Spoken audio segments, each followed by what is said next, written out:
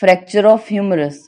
Fracture of humerus में क्या है, जो फ्रैक्चर की मोस्ट कॉमन साइट है ह्यूमरस में, that is fracture of surgical neck, fracture of greater tuberosity, fracture of shaft and fracture of condyle. Condyle में भी सुप्राकोंडाइलर फ्रैक्चर हो सकता है, इंट्राकोंडाइलर फ्रैक्चर हो सकता है, या फिर लेटरल कोंडाइलर फ्रैक्चर हो सकता है। तो ये हमारी हैं चार site commonly. First is surgical neck, second greater tuberosity से हो सकता है फ्रैक्चर, शाफ्ट का हो सकता है, और कोंडाइल का। कोंडाइल में भी तीन, सुप्राकोंडाइलर, इंट्राकोंडाइलर और लेटरल कोंडाइलर फ्रैक्चर। तो ये आपको डायग्राम के हेल्प से शो करना है। ह्यूमरस का डायग्राम बनाना है, उसकी सर्जिकल नेक को शो करना है, ग्रेटर ट्यूबरोसिटी से, शाफ्ट से हो सकता है, और कोंडाइल से।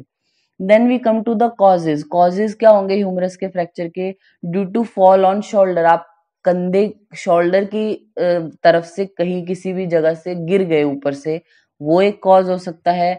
Fall on outstretch hand, outstretch hand से आप गिरे, या फिर डायरेक्ट इंजरी, किसी ने डायरेक्ट ब्लो किया है, उसकी वजह से हो सकता है फ्रैक्चर ऑफ ह्यूमरस। बाकी क्लिनिकल फीचर आप अपनी तरीके से ऐड कर सकते हैं। पेन होगा, जो पर्टिकुलर आपकी जो अपर आर्म है आपकी, यानी आर्म जो होती है उसमें पेन होगा, ब्रेकियम इसको हम बोलते हैं, तो ब्रेकियम में पेन होगा, स्वेलिंग हो सकती है, टेंडरनेस होना, क्रेपिटस, ये तो नॉर्मली सब में मिलता है।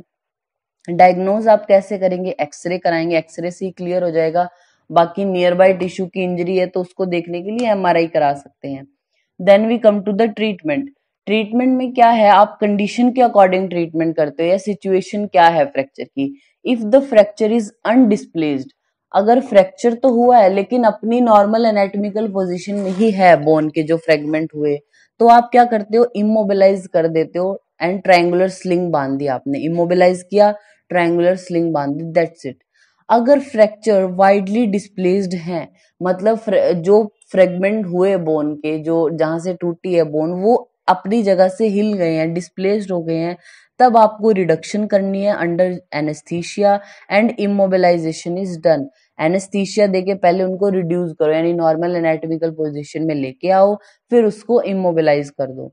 देन आता है हमारा, if major fracture is seen, अगर बहुत ज्यादा बड़ा फ्रैक्चर है तो आपको क्या करना है? Open reduction with internal fixation.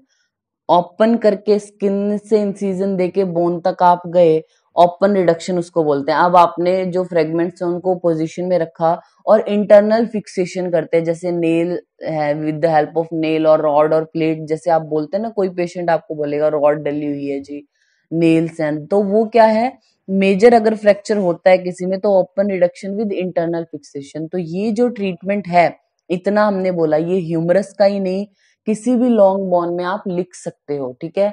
जैसे ह्यूमरस हो गया, फीमर हो गया, तो उनमें आप ये जो ट्रीटमेंट है वो ऐड कर सकते हो। तीन कंडीशन आप हर फ्रैक्चर में देखिए, फ्लैट बोन है जैसे स्कैपुला है, या फिर आपकी क्लेविकल है, तो आप उनमें ये चीज ऐड नहीं करोगे, ठीक है, क्योंकि उनको तो सिर्फ ट्रायंगुलर स्लिंग बांध के आप ट्रीट कर सकते हो। बाकी जो लॉन्ग बोन्स हैं उनमें आप ये ट्रीटमेंट जरूर ऐड कर सकते हैं कि अगर अनडिस्प्लेस्ड है फ्रैक्चर तो आप जस्ट इमोबिलाइज करो उसको। अगर वाइडली डिस्प्लेस्ड हैं, फ्रेगमेंट्स हैं जो डिस्प्लेस हो गए, then reduction under general anaesthesia and immobilisation is done. अगर मेजर फ्रैक्चर है तब आपको open reduction with internal fixation करना पड़ता है। Then we come to the complication of fracture.